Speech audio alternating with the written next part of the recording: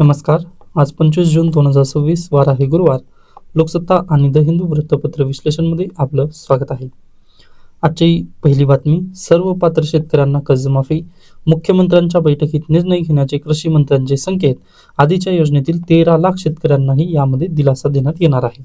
व अगदीच पहा, दोन्ही शिवसेनेचे आमदार एकत्रितरित्या इथं काम करत होते. त्यासोबतच तुम्ही पाहू शकता, आज सध्याला जर महाविकास आघाडी आणि महायुती या दोघांमध्ये जर संख्याबळ कोणाचं जास्त आहे, तर महायुतीचं सध्याला संख्याबळ जास्त आहे. ओके, महायुती बरोबर. व महाविकास आघाडीचं अगदीच नगण्य संख्याबळ राहिलेलं आहे. मग यामध्ये पहा, शिवसेना, एकनाथ शिंदे यांची जी शिवसेना आहे व त्यांचे आमदार जे जास्त आहेत ना, त्यांनी विरोध केला बीजेपीला. म्हणजे महायुतीमध्येच विरोधी गट तिथे तयार झाल्याचं आपल्याला काल चित्र विधानसभेमध्ये पाहायला मिळालं. मग अगदी त्याच धर्तीवरून पहा, आणखीन एक न्यूज आहे. जीएसटी सुधारणा विधेयक स्थगित. आता अगदी कायदे कॉपी पेस्ट असल्याचा आरोप विधानसभेमध्ये करण्यात आला. व परत पहा, महायुतीमध्येच दोन गट असे झाले व एकूण एकावर ते आरोप प्रत्यारोप करत असताना जीएसटी सुधारणा विधेयक जे आणणार होतं महाराष्ट्र सरकार, ते त्यांनी परत एकदा वापस घेतलं. पहा, व आता हे जीएसटी सुधारणा विधेयक काय होतं बेसिकली, तर जसं सेंट्रल गव्हर्नमेंटचा ऍक्ट आहे जीएसटीचा, अगदी तशाच पद्धतीने राज्यासाठी पण त्यांनी जीएसटी आणण्याचा प्रयत्न करत होते. पण पहा, त्याला लगेच जे विधानसभेमध्ये काँग्रेसचे आमदार आहेत त्यांनी विरोध केला. मग त्याला लगेच पहा, दुसऱ्यांनी पण विरोध केला. व अशा पद्धतीने म्हणजे महायुतीमध्येच विरोध होत असल्याचा बेसिकली या न्यूजमधून आपल्याला दिसलं. मग या दोन गोष्टीमधून आपल्याला काय लक्षात येतं पहा, तर लोकशाही व्यवस्था का बेस्ट आहे. तर पहा, अगदी तुम्ही सत्तेत असा किंवा नसा, पण तुम्हाला तिथं डायरेक्टली विरोध करता येतो. ओके, व विरोध होत असल्यानंतर पहा, अगदी जर तुमच्याकडे बहुमत असेल तरच तुम्ही करू शकता. आता अगदी तुमचाच ग्रुप आहे तो, पण त्या ग्रुपमध्ये पण विरोध होऊ शकतो, हे मान्य असणं खूप गरजेचं आहे. मग आपल्या या दोन न्यूजमधून तुम्ही बेस्ट उदाहरण देऊ शकता. पहा, अगदी संख्याबळ जरी जास्त असलं ना, तर विरोध कुठून पण होऊ शकतो. असं नाही आहे की विरोधी पक्षामधूनच विरोध होतो, तर सत्ताधारी पक्षामध्ये पण अंतर्गत विरोध असतो. आता ही जर बातमी तुम्हाला जर बेसिकली तुम्ही 2004 ते 2009 दरम्यानचं जर सरकार पाहिलं आपल्या केंद्रातलं, तर यामध्ये तुम्हाला जास्त अशा पद्धतीच्या न्यूज दिसतील. कारण पहा, त्यावेळेस पंतप्रधान मनमोहन सिंग होते व मनमोहन सिंग यांना सरकार चालवण्यासाठी खूप म्हणजे प्रयत्न तिथं किंवा अगदीच पहा, तारेवरची कसरत त्यांना करावी लागायची. त्यानंतर अशुद्ध मराठीवरून विधानसभा अध्यक्षांची दिलगिरी, म्हणजे अतिशय आता बोलू शकणार नाही, परंतु अशा पद्धतीची न्यूज. पण या बातमीला आपण खऱ्या अर्थाने युपीएससी आणि एमपीएससीच्या नजरेतून जर पाहिलं तर स्किप करावं लागेल. पण अगदीच पहा, आपली माय मराठी या नात्याने थोडीशी या न्यूजची दखल घेणं काळाची गरज होती. त्याच्यानंतर पुढे कोकण मराठवाडा जळगावात मुसळधार मोसमी वारे सक्रिय, शेतकऱ्यांना दिलासा. चांगली न्यूज आहे पहा आजच्या दिवसाची. नेक्स्ट, मेळघाटातून मुक्त गिधाडाची 3334 किलोमीटर मजल. आता गिधाड संवर्धन कार्यक्रम हे आपल्यासाठी अतिशय महत्वाचा आहे. गिधाड संवर्धन कार्यक्रम सध्याला चालू आहे. हा महत्वपूर्ण टप्पा आहे. बंदिस्त प्रजननातून वाढवलेल्या गिधाडांच्या पुनर्स्थापना उपक्रमांची नवी दिशा मिळाल्याचे तज्ञांचे मत आहे. आता पहा, एकीकडे आपण नक्कीच गिधाडांना वाचवण्यासाठी प्रयत्न करत आहोत, ही चांगली न्यूज आहे. व हा खटला पहा सुप्रीम कोर्टामध्ये दाखल आहे, त्यामुळे मी या न्यूजला जास्त तवज्जो देत आहे. आता युपीएससीने जर विचारलं गिधाडाला काय म्हणतात इंग्लिशमध्ये, तर व्हल्चर्स. ओके, हे व्हल्चर कसे आहेत आपल्या देशामध्ये, तर क्रिटिकली एंडेंजर्ड आहेत. IUCNच्या यादीमध्ये पहा, क्रिटिकली एंडेंजर्ड स्पेसीमध्ये येतात. एंडेंजर्ड, प्लीज हा पॉईंट लक्षात ठेवा. आता त्यानंतर पहा, मी जे काही इथं अनोटेशन करत आहे ना, त्याला प्लीज मी PDF बनवलेली नाही आहे, तर तुम्ही मी जे लिहित आहे ते प्लीज लिहून घेण्याचा प्रयत्न करा. ओके, तर गिधाड किंवा त्याला आपण व्हल्चर म्हणतो, हे व्हल्चर क्रिटिकली एंडेंजर्ड आहेत. व तुम्हाला माहिती असेल, आता अगदी ह्युमन बिईंग पण, म्हणजे जर तुम्हाला पेन किलर पाहिजे असेल किंवा म्हणजे तुमची बॉडी पेन किंवा हातपाय पेन वगैरे जर करत असतील ना, तर तुम्ही आज देखील डायक्लोफिनेक गोळी खाता. डायक्लोफिनेक ही गोळी खाता, बरोबर आहे. मग ही जी डायक्लोफिनेक गोळी आहे ना, ती गोळी जनावरांना दिल्यानंतर, ओके, जनावरे ती मेल्यानंतर, म्हणजे अगदी पहा, व्हल्चरचं काम काय आहे, तर नैसर्गिकरित्या ते स्वच्छता करतं किंवा पृथ्वीला स्वच्छ ठेवण्याचं काम व्हल्चरचं असतं. ओके, मग पहा, अगदीच आपल्याकडे पाळीव जनावरे जे असतात त्यांना आपण ज्यावेळेस काही पेन वगैरे होतं त्यावेळेस आपण त्यांना काय डायक्लोफिनेक ही गोळी द्यायचो पूर्वी. मग डायक्लोफिनेक गोळी दिल्यानंतर व त्यांचा काही दिवसानंतर मृत्यू झाल्यानंतर पहा, जे केमिकल ह्या डायक्लोफिनेक गोळीमध्ये होतं ते नक्कीच तशाच पद्धतीने तर बॉडीमध्ये असणारच आहे जनावरांच्या. मग ज्यावेळेस ते जनावर मरतं, मग त्याला जेव्हा व्हल्चर खातं, त्याच्यानंतर पहा, व्हल्चरच्या खिळण्या फेल होऊन अशा पद्धतीने आपल्या भारत देशामधील 99% व्हल्चरचं निधन झालेलं आहे. आय होप तुम्हाला पॉईंट क्लिअर असेल की व्हल्चर सध्याला का गरजेचं आहे, किंवा व्हल्चर आपल्याला आता सध्याला का दिसत नाही. भरपूर पूर्वी दिसायचे, पण आता सध्याला गिधाड का दिसत नाही, तर त्याचं नेमकं कारण आहे डायक्लोफिनेक गोळी जी आपण जनावरांवरती देतो. हा, पण ह्युमन बिईंगवरती ती आज देखील गोळी उपलब्ध आहे, पण जनावरांसाठी ती गोळी उपलब्ध नाही. हा महत्त्वाचा पॉईंट. त्याच्यानंतर पहा, हे झालं थोडंसं डायक्लोफिनेक गोळीबद्दल. त्याच्यानंतर तुम्हाला हा आपला प्यारा भारत आहे. प्यारा भारतची जर ही साईड पाहिलात तुम्ही, हा असा गुजरात आहे, इथं आहे आपला प्यारा महाराष्ट्र, व अशा पद्धतीने वरती आहे राजस्थान. मग जे व्हल्चर्स आहेत ना, ते आज घडीला कुठे कुठे सापडतात, तर पहा, हे राजस्थान, हे आहे गुजरात, त्यानंतर हे आहे महाराष्ट्र. या 3 राज्यांमध्ये त्यांचं बेसिकली काय म्हणू शकता, हॅबिटॅट आहे. ओके, या 3 ते 4, आता इथं मध्य प्रदेश आहे, ह्या पण राज्यामध्ये हॅबिटॅट आहे. असं म्हणू शकत नाही की बाबा तू इथं येऊ नको, तुझा तोच एरिया आहे, असं आपण गिधाडाला सांगू शकत नाही ना. पण तर मोठामोठी अशा पद्धतीने त्यांचा पहा हा एरिया आहे. मग या एरियामध्ये तुम्ही आता पाहू शकता, इंडस्ट्रियल एरिया इथं पण जास्त आहे गुजरातमध्ये, महाराष्ट्रामध्ये, बरोबर. मग इंडस्ट्रियल एरिया जास्त असल्यानंतर आपल्या आजूबाजूला तुम्ही पाहू शकता अशा पद्धतीने मोठे मोठे टावर्स वगैरे उभारण्यात आले आहेत पहा. ओके, म्हणजे अगदीच इंडस्ट्रियल एरियाला लाईट सप्लाय करण्यासाठी अशा मोठे टावर, व त्यामधून पहा हाय व्होल्टेज लाईन तिथे उभारण्यात आलेले आहेत. 3 ते 5 लाईन वगैरे तशा पद्धतीने हाय व्होल्टेज लाईन. तुम्ही कुठे जर मोठ्या इंडस्ट्रियल एरियाकडे जात असाल, MIDC कडे वगैरे, तर मोठे मोठे टावरवरून त्यांनी ती हाय व्होल्टेज लाईन सोडलेली आहे, बरोबर. मग आता इथं लक्षात घ्या, हे जे हाय व्होल्टेज लाईन आहे, मग अगदीच या व्होल्टेज लाईनला टकरातो कोण, म्हणजे ऍक्सिडेंट होतो. म्हणजे आता अगदी पहा, हा पक्षी आहे, हा व्हल्चर किंवा गिधाड आहे, अशा पद्धतीने तो प्रवास करत होता, उडत होता, म्हणजे गुजरात महाराष्ट्र या दरम्यान. मग त्याला लक्षात आलं की व इथं काहीतरी आहे, म्हणजे अगदीच तो या ताराला जाऊन धडकला, व या ताराला धडकल्यानंतर ही कशी लाईन आहे, हाय व्होल्टेज लाईन आहे. हाय व्होल्टेजला धडकल्यानंतर याचं निधन नक्कीच आहे ना, म्हणजे त्याचं ऍक्सिडेंट झालं, व ऍक्सिडेंट मधून पण पहा अशामुळे गिधाडांची संख्या जी आहे किंवा गिधाड जे आहेत ते मृत पावत आहेत. मग अगदीच मी किती सांगितलं, 99% गिधाड डायक्लोफिनेक खाऊन मेले. त्याच्यानंतर अगदीच जे उर्वरित 1% होते, ते पण या गोष्टींमुळे तिथं मरत आहेत, मरण पावत आहेत. मग यालाच अनुसरून पहा, मग हरियाणामधील पाऊज आहे, हा यस, पाऊज येथे त्यांचं संरक्षण केंद्र आहे. त्यांना जेव्हा समजलं ना की 99% याच कारणामुळे मरत आहेत, मग त्यावेळेस पहा त्यांनी अगदीच संरक्षणासाठी इथं प्रयत्न केले. म्हणजे गिधाड संवर्धन कार्यक्रम तेथूनच उदयास आलेला आहे. मग त्याच्यानंतर पहा, गुजरात, महाराष्ट्र आणि राजस्थान या सरकारला त्यांनी सांगण्याचा प्रयत्न केला की बाबा तुमच्या ज्या हाय व्होल्टेज लाईन आहेत ना, त्याला प्लीज तुम्ही जमिनीतून टाका, कारण हे जे गिधाड आहेत, हे गिधाडांच्या आणण्या जाण्यामध्ये अडथळा निर्माण होत आहे व त्यांचं निधन होत आहे ते. मग महाराष्ट्र, गुजरात आणि राजस्थान ह्या सरकारने ऐकलं नाही. पहा, नाही म्हटले आम्ही ते करू शकणार नाही, कारण पहा, एक लाईन वरची जी आहे ती अंडरग्राऊंड करण्यासाठी आम्हाला भरपूर खर्च लागेल. आता तुम्ही पाहिलेलं आहे, म्हणजे पाईपलाईन करण्यासाठी आपण रस्ते फोडू फोडू परत एकदा हे करतो. मग ते तसं त्यांनी म्हटलं. मग ही केस कुठे गेली पहा, सुप्रीम कोर्टामध्ये गेली. मग सुप्रीम कोर्टासमोर ही केस गेल्यानंतर सुप्रीम कोर्टाने काय म्हटलं पहा, जसं मानवाला जगण्याचा अधिकार आहे, किती कलम आहे, आर्टिकल 21, अगदी त्याच धर्तीवर गिधाडांना पण जगण्याचं स्वातंत्र्य आहे, आर्टिकल 21. मग अगदीच पहा, अद्याप डायरेक्टली म्हणजे जे फायनल जजमेंट आहे ते अद्याप आलेलं नाही आहे सुप्रीम कोर्टाचं. त्यानिमित्ताने ही जी केस आहे ना, ती सध्याला चालू आहे. ओके, त्यामुळे आज घडीला आपल्याला एवढंच लक्षात ठेवायचं की गिधाडांसाठी आपण कार्यक्रम राबवत आहोत, त्यांचं संवर्धन आपल्याला करायचं आहे. व मेळघाटातून मुक्त गिधाडाची 3334 किलोमीटर मजल, म्हणजे पहा त्यांनी 3334 किलोमीटर त्यांनी प्रवास केला. मेळघाटमधून त्यांनी निघून 3334 किलोमीटर त्यांचा प्रवास झाला. ही चांगली न्यूज आहे की आपण संवर्धन करत आहोत. ओके, हे महत्वाचा पॉईंट आहे. त्याच्यानंतर पहा, अगदीच आता UPSC प्रिलिमसाठी हा प्रश्न महत्वाचा ठरू शकतो. त्यानंतर सुप्रीम कोर्टाची एकदा केस जर आली, जसं मी सांगितलं पहा, आर्टिकल 21, आता अगदीच UPSCला किंवा MPSCला पण प्रश्न बनतो. जसं की असा प्रश्न बनू शकतो पहा, की पक्ष्यांना पण जगण्याचा अधिकार आहे का, किंवा पक्ष्यांना भारतीय संविधानामध्ये कोणता अधिकार आहे का. ओके, तर नक्कीच पहा, पक्ष्यांना जीवन जगण्याचा अधिकार आहे. किती, भारतीय संविधानातील कलम 21 नुसार पक्ष्यांना जीवन जगण्याचा अधिकार आहे. आता अगदीच पहा, तुम्ही म्हणाल की सर फक्त भारतीय संविधान हे माणसांसाठी आहे का, किंवा भारतीयांसाठी आहे का, तर बिलकुल नाही.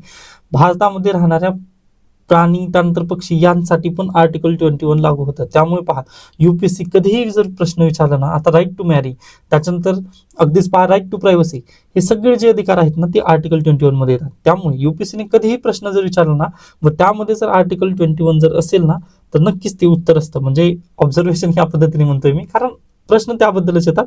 आर्टिकल 19ला तेवढंसं जास्त तवज्जो नाही, पण आर्टिकल 21ला इथं खूप महत्व आहे. ओके, आय होप ही गिधाडांची बातमी तुम्हाला नक्की समजलेली असेल. त्याच्यानंतर खटला जलद गतीने चालवण्याची. आता ही ज्या बातम्या आहेत याला आपण थोडंसं स्किप करत आहोत, पण सोसायटी किंवा सोशलॉजीचे जे ऑप्शनलचे विद्यार्थी आहेत ना, त्यांनी या बातम्यांना थोडंसं हे करत द्या, म्हणजे काय म्हणू शकता, थोडंसं वाचत चला. आता अगदी या बातमीमध्ये सांगायसारखं काही नाही आहे सोशलॉजीच्या पर्स्पेक्टिव्हने, परंतु ज्यावेळेस शिक्षक वगैरे तुम्हाला शिकवतील ना सोशलॉजीच्या पर्स्पेक्टिव्हने, ते प्लीज एकदा वाचून घेत चला. कारण डाउरी, त्याच्यानंतर विवाह संस्था या केसेसबद्दल वगैरे परीक्षेत प्रश्न विचारले जाऊ शकतात. अँथ्रोपॉलॉजीचे पण विद्यार्थी, त्यानंतर सोशलॉजीचे पण विद्यार्थ्यांना हे अतिशय महत्त्वपूर्ण बातम्या आहेत. ओके, त्याच्यानंतर पुढे चला. संविधानाच्या चौकटीत निर्णय घेण्याची ठाकरे गटाची विनंती.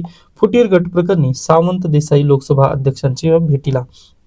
काल पहा मी एक मुलाखत वाचत होतो, त्यामध्ये तर त्यांनी अगदीच म्हटलेलं आहे की म्हणजे अद्याप आपल्या समोर कोणतं लेटर हेड वगैरे आलेलं नाही आहे. पहा, या निमित्ताने अगदीच थोडंसं थांबूयात. आता मी पण त्याबद्दल जास्त बोलणार नाही, कारण ही न्यूज इन प्रोसेस आहे. ओके, आता काही विद्यार्थ्यांचं म्हणणं आहे की असं तुम्ही जास्त डिटेलमध्ये घेत नाही का, तर नक्कीच पहा, न्यूज इन प्रोसेस असल्यानंतर मी थांबतो. कारण अगदी आपण एका दिशेने जातो. पहा, ओके, आता मी हा पाथ पकडला, पण सुप्रीम कोर्टाला जर वाटलं ना की नाही हा पाथ बरोबर आहे, मग सुप्रीम कोर्ट या पाथवर नेण्याचा प्रयत्न केला तर मग आपण इथपर्यंत जाण्याचा उगाचच मेहनत घेतली ना. त्यामुळे थांबा, आज इथूनच झिरो लाईनवरतून सुरुवात करूयात ना. मग आपला काय सुप्रीम कोर्टाचे जजमेंट महत्वाचे असतात किंवा सेंट्रल गव्हर्नमेंटचा हा जजमेंट महत्वाचा असतो. सेंट्रल गव्हर्नमेंटने जर हा निर्णय घेतला तर आपला पण त्या निर्णयाला जायचं, आपण स्वतःहून आपला पाथ शोधायचा नाही. आता अगदी माझ्या मजनेतून जर म्हटलं तर मी सांगेन ना कोणती खरी शिवसेना आहे, परंतु तसं नाही. कायदा महत्वाचा आहे.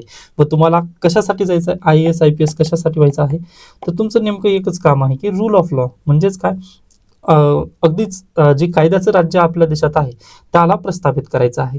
ओके, मग अगदी माझं म्हणणं तिथं महत्वाचं नाही, तर सुप्रीम कोर्ट किंवा सेंट्रल गव्हर्नमेंटचं म्हणणं किंवा सुप्रीम कोर्टाचं म्हणणं महत्वाचं आहे.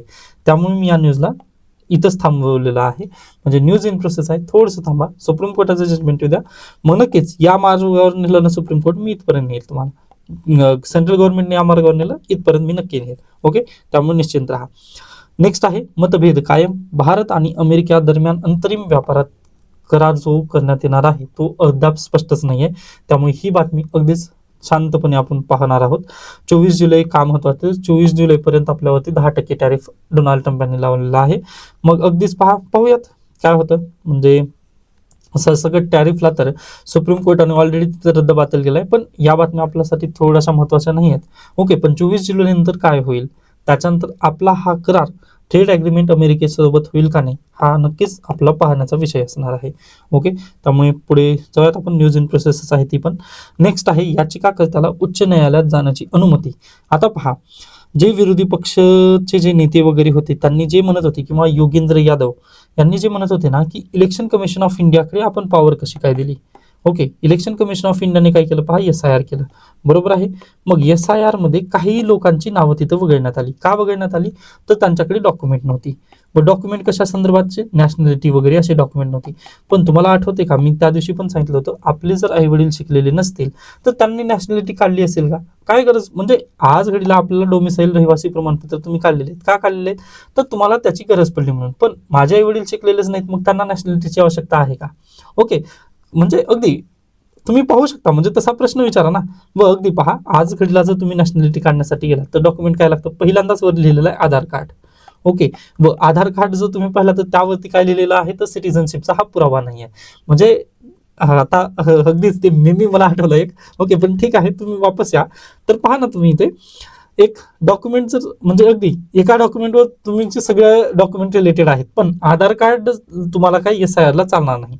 ओके, मग आधार कार्ड असं SIR ला चालणार नाही, हे मान्य केलं. मग त्यामुळे पहा, SIR मध्ये आपलं नाव तिथं काय वगळण्यात आलं की बाबा तुझ्याजवळ सिटिझनशिपचा पुरावा नाही आहे, तू भारतीय नागरिक नाहीस, असं म्हणून त्यांनी वगळलं.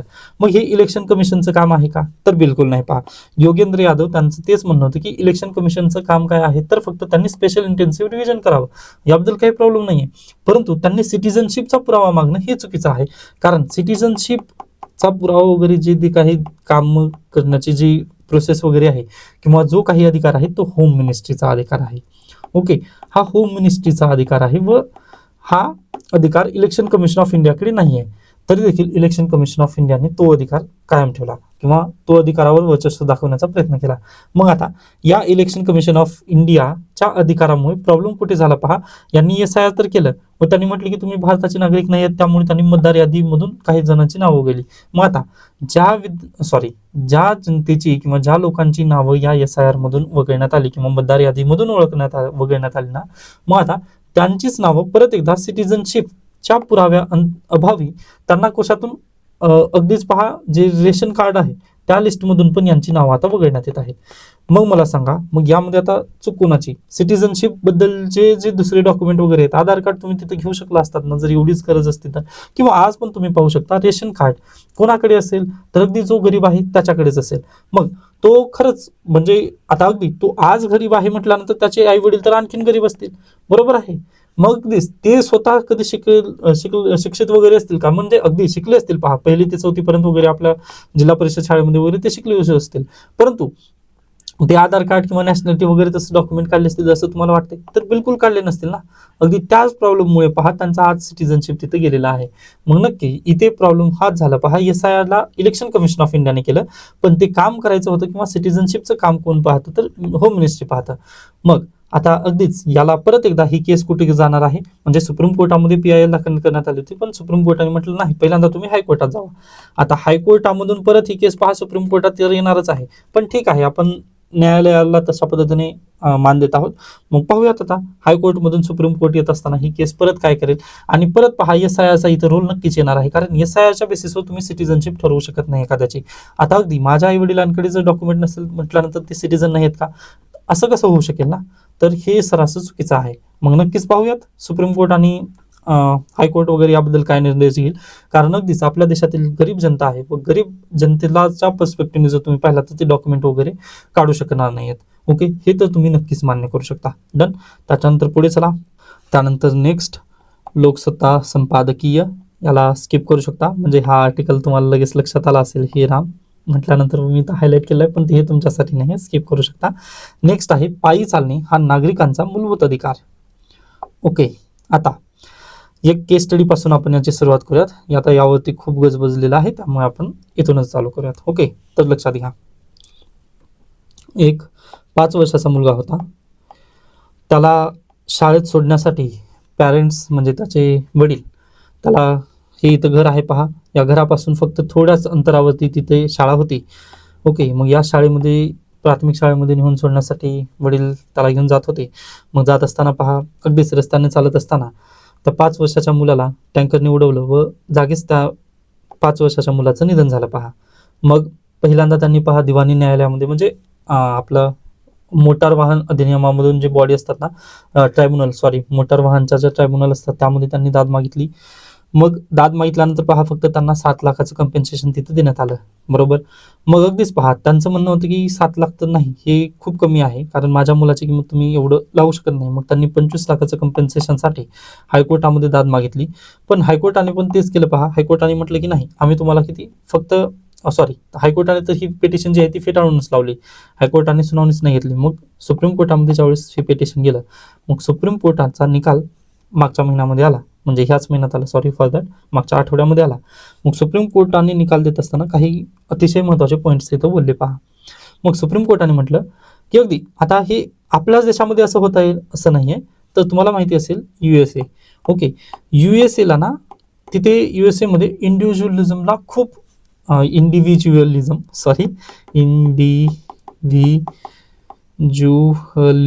ओके, हा शब्द प्लीज तुम्ही लक्षात ठेवा. इंडिव्हिज्युअलिझम तिथे खूप जास्त प्राधान्य दिलं जातं, म्हणजे वैयक्तिक अधिकारांना खूप प्राधान्य आहे तिथे, बरोबर. मग याच्यावरूनच पहा तिथे काय आहे, तर तुमच्याकडे वाहन असेल ना तर तुम्हाला खूप कमी लेखलं जाईल, परंतु तुम्ही जर रस्त्याने चालत असाल ना तर तुम्हाला तिथे जास्त प्राधान्य दिलं जाईल.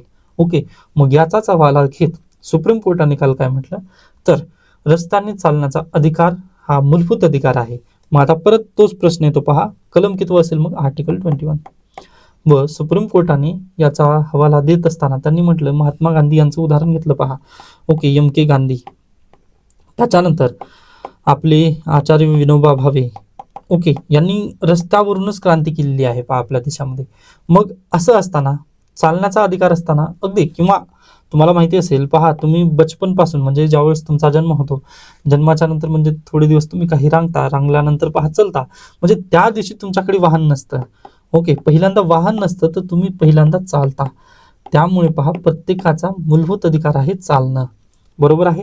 मग यालाच अनुसरून सुप्रीम कोर्टाने काल काय म्हटलं पहा, की अगदी ज्या काही आपल्या सार्वजनिक संस्था आहेत, त्यानंतर ज्या स्थानिक स्वराज्य संस्था आहेत, म्हणजे जसं जिल्हा परिषद, पंचायत समिती, ग्रामसभा, ओके, ह्या सर्वांनी काय करायचं आहे, तर पादचारी व्यवस्था तिथं करून द्यायची आहे, घडून आणायची आहे.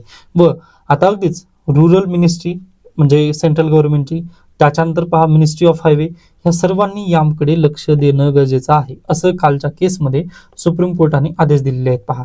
ओके, त्याच्यानंतर आता ही जी आकडेवारी मी सांगत आहे, ही आकडेवारी प्लीज लक्षात ठेवायची आहे तुम्हाला. तर आकडेवारी काय आहे पहा, केंद्र सरकारच्या रस्ते वाहतूक आणि महामार्ग मंत्रालयाने जाहीर केलेल्या अधिकृत आकडेवारीनुसार भारतामध्ये 2016 सालीची आकडेवारी आहे ही. रस्ते अपघातामध्ये 15,746 पादचारांचा मृत्यू झालेला होता.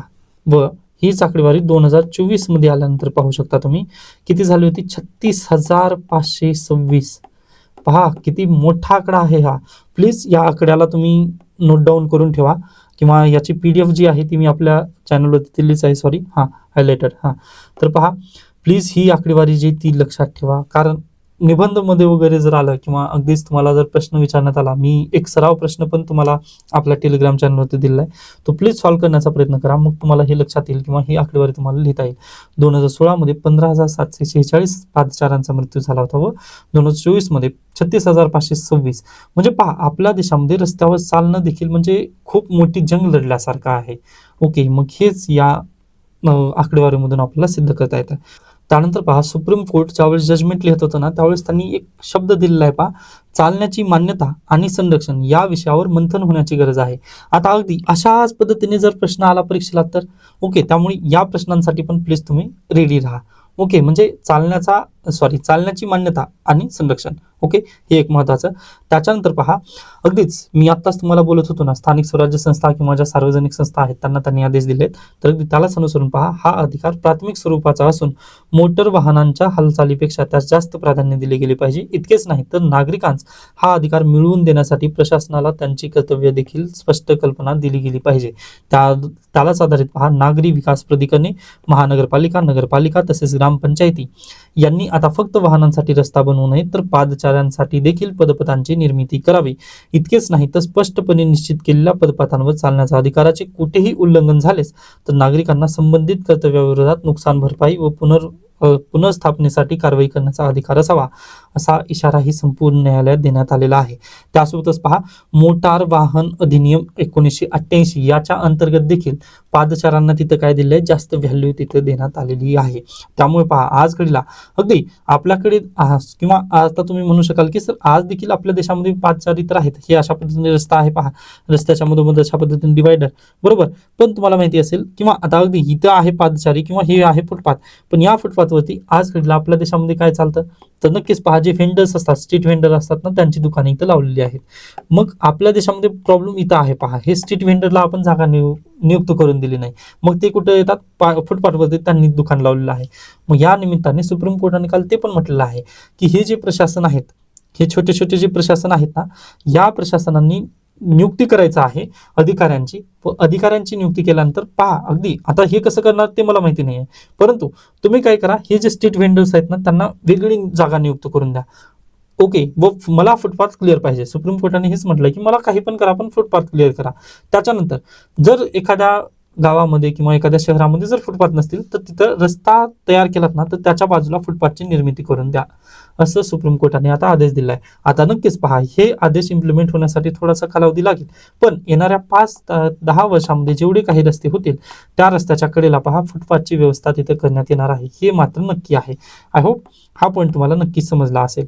मग नक्कीच पहा उद्या चालून ज्यावेळेस तुम्ही प्रशासनात जाणार आहात किंवा अगदी तुम्ही किंवा व्हेकलमध्ये वगैरे फेरफटका मारण्यासाठी जाणार, त्यावेळेस तुम्हाला जर फुटपाथ वगैरे दिसले तर त्यावेळेस तुम्हाला ही केस आठवायला पाहिजे की बाबा या केसमुळे आपला आज घडीला स्वच्छरित्या चालता येत आहे. ओके, मग नक्कीच पहा इथे पण पॉईंट देण्यात आले आहेत.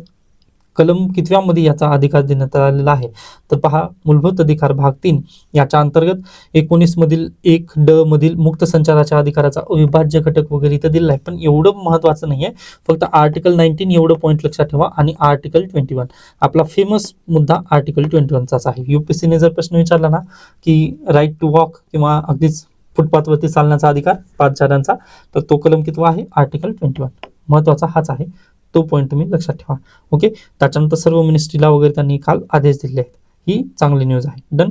त्याच्यानंतर पुढे चला, खरी शिवसेना कोणाची, ते परत प्रश्न आलेला आहे. तर अशा पद्धतीने आजचं लोकसत्ता संपतं. नेक्स्ट आहे द हिंदू. द हिंदू मधील पहिलीच बातमी तुम्ही पाहिलात तर सेंट्रल टायटन्स, ओके हे पहा, सॉरी कालचं द हिंदू आहे हे, ओके कुठे गेली, 24 जून, ओके ही कालचा द हिंदू आहे. कालच्या द हिंदूमध्ये एक अतिशय महत्त्वाची बातमी आलेली आहे, ती म्हणजे सेंट्रल टायटन्स norms for foreign contributions. Okay म्हणजे आपल्या देशामध्ये जर पहा आता तुम्ही एखादी NGO वगैरे प्रस्थापित केलात, okay NGO non government organisation जर तुम्ही प्रस्थापित केलात किंवा म्हणजे तशा पद्धतीने ओपन केलात, तर तुम्हाला अगदी आपलं सर्वाईव्ह करण्यासाठी पहा आपल्या देशामध्ये फंडिंग लागते, बरोबर आहे, फंड लागणारच आहेत. मग ही जर फंड आपल्याला दुसऱ्या देशातून येत असेल, फॉरेन कडून जर फंडिंग येत असेल ना, तर तिथे तुम्हाला नमूद करावं लागतं FCRA अंतर्गत. FCRA या कायद्याअंतर्गत FCRA ऍक्ट 2010 यामध्ये तुम्हाला तुमचं एनरोलमेंट गरजेचे आहे, म्हणजे NGOची एनरोलमेंट गरजेची आहे. आता ना आपण 2 आर्टिकल कॉम्बिनेशन करून पाहूयात, एकच मिनिट द्या. तर हा आर्टिकल आहे पहा, सेंट्रल टायटन्स नॉर्म्स फॉर फॉरेन कॉन्ट्रीब्युशन, हा एक आहे. त्याच्यानंतर अगदीच मध्यंतरी एका पेजवरती हा एक आर्टिकल आलेला आहे RSS बद्दलचा. Okay, is RSS a legal person. Okay, आता या आर्टिकल, दोन्ही आर्टिकलला आपण चांगल्यारीत्या पाहणार आहोत. तर लक्षात घ्या, अगदीच जर तुम्हाला NGO काढायचं असेल, एक मिनिट द्या, थोडंसं पेन, आज आपल्या देशामध्ये जर तुम्हाला जनतेची सेवा करायची असेल, हा आपला प्यारा भारत आहे, मग या प्यारा भारतमध्ये जर तुम्हाला गव्हर्नमेंटमध्ये जाऊन जनतेची सेवा करायची असेल तर तुम्हाला काही प्रॉब्लेम नाही आहे. परंतु विदाऊट गव्हर्नमेंट तुम्हाला जर एखादी संस्था प्रस्थापित करून जर सेवा करायची असेल तर तुम्हाला काय करावं लागतं पहा, NGO वगैरे तुम्ही प्रस्थापित करता, नॉन गव्हर्नमेंट ऑर्गनायझेशन तशा पद्धतीने. व आपल्या GS2च्या सिलेबसमध्ये NGOज आहेत पहा, ओके म्हणजे सिलेबसचा पॉईंट आहे आपला हा. मग हे जर तुम्हाला NGO काढायचं असेल किंवा एखादी संस्था काढायची असेल किंवा एखादी कंपनी प्रस्थापित करायची असेल, तर तुम्हाला 3 जागी तिथं रजिस्ट्रेशन करावं लागतं, म्हणजे या तिन्हीपैकी एकामध्ये रजिस्ट्रेशन करावं लागतं. सोसायटी ऍक्ट, सोसायटी जर तुम्ही सोसायटी स्थापन करणार असाल तर 1860, आता गोकुलधाम सोसायटी 1860च्या कायद्यानुसार रजिस्टर्ड आहे. आता तसं नाही आहे पहा, पण तुम्हाला लवकरात लवकर लक्षात यावं या नात्याने सांगितलं मी. त्याच्यानंतर एखादी ट्रस्ट आहे पहा, ओके ट्रस्ट, यासाठी पहा 1882 च्या कायद्यानुसार तुम्हाला रजिस्टर करावं लागेल. त्यानंतर आता PTI सॉरी कोणत्या एखादी ट्रस्टचं नाव जर लक्षात येत असेल तर ते तुम्ही लक्षात ठेवू शकता पहा, ट्रस्ट सोसायटी गोकुलधाम सोसायटी 1860, त्यानंतर ट्रस्ट आहे 1882. त्याच्यानंतर कंपनीज ऍक्ट, कंपनी जर तुम्ही काढला असाल, जसं जिओ कंपनी आहे, मग ते कोणत्या कायद्यानुसार रजिस्टर्ड करण्यात आलंय, पूर्वी सोसायटी होती परंतु आता ते 2013ला त्यांनी कायदा बदलला. व कंपनीज ऍक्ट ऑफ 2013 या तिन्हीपैकी पहा, आता अगदी NGO जरी असेल किंवा एखादं दुसरं ऑर्गनायझेशन असेल किंवा कोणतंही ऑर्गनायझेशन सुद्धा, या तिन्हीपैकी एखाद्या कायद्यामध्ये तुम्हाला रजिस्टर करणं बंधनकारक असतं. Okay, societies act 1860, trust act 1882 आणि कंपनीज ऍक्ट 2013. ओके, या तिन्हीपैकी कुठेतरी तुम्हाला रजिस्टर असावं लागतं. मग जर तुम्ही या तिन्हीपैकी एखाद्या कायद्यामध्ये जर रजिस्टर केलात तर तुम्हाला काय भेटतं पहा, त्या कंपनीच्या नावाने आधार कार्ड किंवा पॅन कार्ड तिथं काढता येतं. आता आधार कार्डला बायोमेट्रिक असतं, यामुळे याला नाही, परंतु तुम्हाला पॅन कार्ड तरी नक्की भेटतं. आता हे पॅन कार्ड का भेटतं पहा, तर तुम्हाला जमीन घेता येते, ओके कंपनीच्या नावाने जमीन घेता येते. त्यासोबतच पहा, कंपनीच्या नावाने तुम्हाला टॅक्स फॉर्म भरता येतो. ओके, त्यामुळे अगदी पॅन कार्ड निघत आहे, जमीन घेता येते, टॅक्स भरता येतं. या सर्व गोष्टींमुळे जर तुम्ही पाहिलात तर हे काय असतं, लिगल पर्सन असतं. ओके, हे लिगल म्हटलं जातं किंवा लिगल पर्सनचा तिथे त्याला दर्जा मिळतो, बरोबर आहे. आता तो व्यक्ती श्वास घेऊ शकत नाही, परंतु त्याला आपण पॅन कार्ड इश्यू करत आहोत, त्याला जमीन घेता येते स्वतःच्या नावाने, त्याला टॅक्स भरता येतो, त्यानंतर त्याला अन्य विविध जे कामं आहेत जसं पर्सन करत असतो ना, अगदी तशा पद्धतीने इथं कामं करता येतात. कंपनी जर प्रस्थापित केली पहा आपण, तर त्याला स्वतःचा GSTIN नंबर लागतो ना, ओके मग त्यासाठी पहा हे पॅन कार्ड वगैरे महत्वाचे आहे. ओके, तर अगदी यानुसार पहा लीगल पर्सनचा या कायद्यानुसार अधिकार तिथे देण्यात येतो. मग आता प्रॉब्लेम काय आहे पहा, जे RSS ही संघटना आहे, RSS संघटना कुठेच रजिस्टर करण्यात आलेली नाही आहे. ओके, मग यामुळे ती लिगल पर्सन आहे का? तर बिलकुल नाही. हा पॉईंट क्लिअर असेल तुम्हाला. Okay, done. मग आता पहा, आता अगदीच RSSची जी बॅटलफील्ड वगैरे ती आपल्यासाठी बिलकुल गरजेचं नाही, पण थोडक्यात जर सांगायचं म्हटलं तर RSSला त्यांनी स्वतःहून काय म्हटलेत पहा, की आम्ही इंडिव्हिज्युअल सर्व्हिस देणार, म्हणजे व्हॉलंटरी सर्व्हिस देत आहोत आम्ही. ओके, त्यामुळे आम्हाला रजिस्टर करण्याची कुठेही गरज नाही, असं त्यांचं मत आहे. व पहा, सुप्रीम कोर्टामध्ये पण याच्यापूर्वी केस गेलेत, हायकोर्टामध्ये पण याच्यापूर्वी त्यांच्या विरोधात केस गेलेत, त्यानंतर इन्कम टॅक्स ट्रायब्युनलमध्ये पण केस गेलेत. तरी देखील त्यांनी म्हणजे त्यांच्या संमतीने तशा पद्धतीने हे झालेलं आहे, किंवा इन्कम टॅक्स त्यांच्यावरती आरोप होते. पण पहा, इन्कम टॅक्स ट्रायब्युनलने पण तसं काही म्हटलेलं नाही की तुम्हाला रजिस्टर वगैरे करावं लागेल, कारण इन्कम टॅक्स कायदा जो आपल्या देशातला आहे, कुठे गेला तो इन्कम टॅक्स कायदा, एकच मिनिट. हा, income tax act of 1961 define person expensively and include body of individual. Okay, मग त्याला त्यांनी मान्यता दिलेली आहे. 1961चा जो IT ऍक्ट आहे, इन्कम टॅक्स ऍक्ट आहे ना, त्यानुसार पण पहा, जर तुम्ही इंडिव्हिज्युअल ग्रुप असाल तर तुम्हाला तिथं मान्यता आहे, तुम्हाला रजिस्टर्डच करावं, असं तिथं बिलकुल बंधनकारक करण्यात आलं नाही. त्याच्यानंतर पहा, इथे एक केस आहे पहा, 1994ची, कमिशनर नाही, ही नाहीये, तीच केस होती. ओके, म्हणजे जास्त गरजेचं नाहीये, त्यामुळे स्किप केलं तरी चालेल, पण आता विषय निघालाच या निमित्ताने सांगतोय. त्यानंतर पहा, हा 1996ची केस आहे पहा, supreme court of India. Okay, या केसमध्ये पण त्यांना काहीच तिथं प्रॉब्लेम वगैरे झाला नाही. सुप्रीम कोर्टामध्ये पण RSS ह्या इंडिव्हिज्युअल संघ म्हणून त्यांनी मान्यता दिलेली आहे. त्यामुळे अगदी जरी प्रश्न वगैरे आपलं तसं म्हणजे राजकारण वगैरे जास्त होतं, त्यामुळे या केसमधून थोडंसं दूर राहा तुम्ही. फक्त पॉईंट इथं 3 गोष्टी तुम्हाला लक्षात ठेवायच्या आहेत. 1860, 1882 आणि 2013 UPSC डायरेक्टली प्रश्न काढतं. व लिगल अधिकार जर असेल तर त्या व्यक्तीला स्वतःच्या नावाने जमीन घेता येते का? तर बिलकुल यस, कंपनीच्या नावाने तुम्हाला जमीन घेता येते. डन. आता हे झालं महत्वाचं. त्याच्यानंतर पहा, मी 1860 सोसायटी ऍक्ट मधून काय केलं पहा, किंवा ट्रस्ट ऍक्ट 1882 यामधून मी NGO स्थापन केलं पहा. मग मी NGO स्थापन केलं व मला आता NGOचं काम करण्यासाठी मला लागणार आहे फंडिंग. ओके, आता नक्की पहा, कोण्याही व्यक्तीला सर्व्हाइव्ह करण्यासाठी आज घडीला मूलभूत पैसा लागणारच आहे, बरोबर आहे. मग मला पैसा अगदी आपल्या देशामधून मिळत असेल तर नो प्रॉब्लेम, मला आपल्या देशामधून पैसा मिळतोय ना, नो प्रॉब्लेम, काही हरकत नाही. पण मला विदेशातून पैसा येत आहे ना, तर मला नक्कीच प्रॉब्लेम आहे. इथे येस प्रॉब्लेम आहे. मग आता प्रॉब्लेमला मी सोल्युशन कसं दिलं मग, तर FCRA 2010 हा कायदा आहे. आता FCRA चा फुल फॉर्म पहा. हा, तर तुम्ही पाहू शकता, फॉरेन कॉन्ट्रीब्युशन रेग्युलेशन ऍक्ट 2010. आलं का लक्षात? Foreign contribution regulation act.